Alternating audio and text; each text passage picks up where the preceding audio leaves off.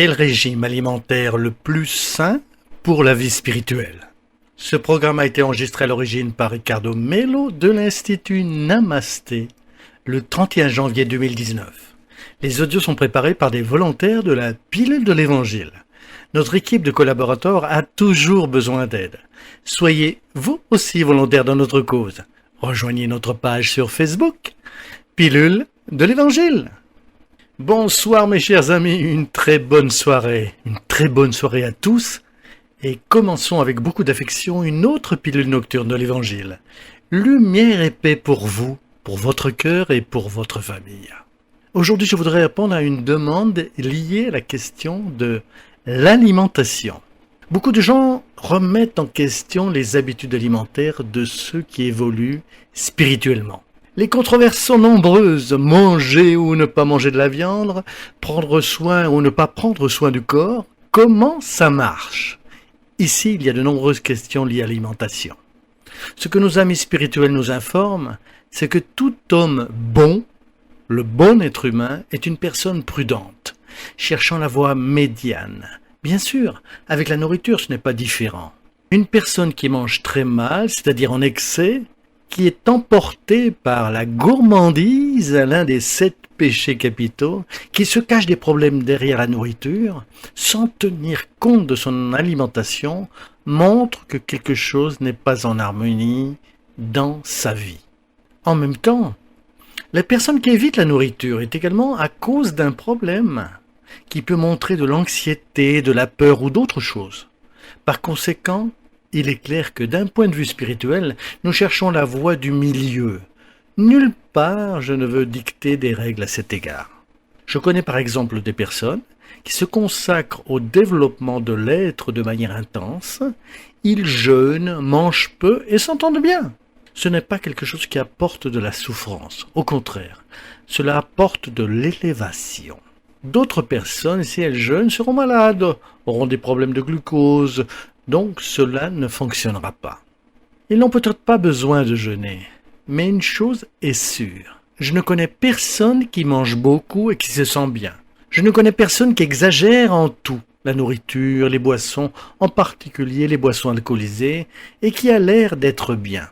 Une question est très logique. Vous ne pouvez pas imaginer un esprit évolué, vivre, gorgé de nourriture, mangeant de la viande de toutes sortes en excès.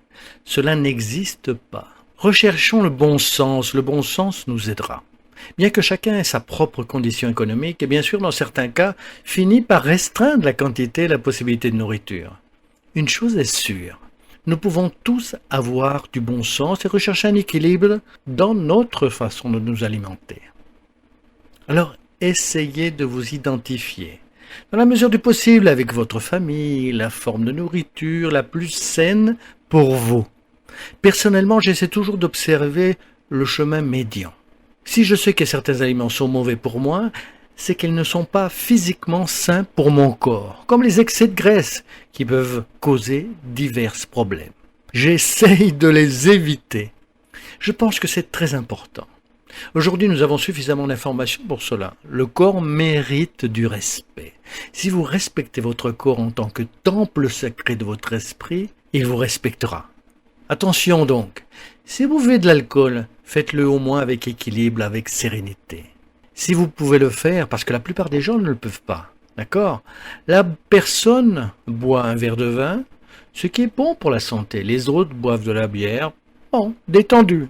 C'est bien, c'est votre droit. Bien que certaines personnes disent le contraire. Personnellement, je respecte beaucoup, tant que cela ne représente pas que vous perdiez votre conscience. Ne représente pas que vous agissiez de manière inappropriée et ne vous représentant pas en train de créer des problèmes pour les autres ainsi que pour vous-même. Donc tout est en équilibre, tout est en harmonie. Il existe un proverbe latin qui dit « In medio virtus », la vertu est au milieu. Elle est sur la voie du milieu. Si vous parvenez à trouver la voie médiane dans la nourriture et la façon dont vous buvez, je crois que cela vous fera du bien. Aujourd'hui, l'humanité a tendance à rechercher une alimentation saine, plus naturelle, recherchant ce qui est le plus sain pour notre corps, et ainsi, nous nous adapterons à un régime alimentaire un peu plus restrictif de certaines substances qui peuvent nous nuire, bien que ce ne soit pas non plus unanime. En même temps, nous essayons également de trouver la voie du milieu dans notre façon de nous divertir, à loisir, avec ou sans boissons alcoolisées, sans nous nuire. Il reste le libre arbitre et la conscience de chacun. Lumière et paix est toujours pour votre cœur. Merci à ceux qui nous interrogent et nous font réfléchir sur des questions extrêmement importantes. À la fin de la journée, remarquez, si vous agissez d'une certaine manière et que votre attitude vous apporte de la paix, de l'harmonie et de l'équilibre, vous êtes probablement sur la bonne voie. Mais si une action que vous entreprenez entraîne des conflits, des confrontations, des problèmes émotionnels, de santé ou avec d'autres personnes, c'est probablement un signe que quelque chose ne va pas. Que Dieu vous bénisse et vous protège. Restez avec Dieu, lumière et paix. Et n'oubliez pas, à bientôt, à très bientôt.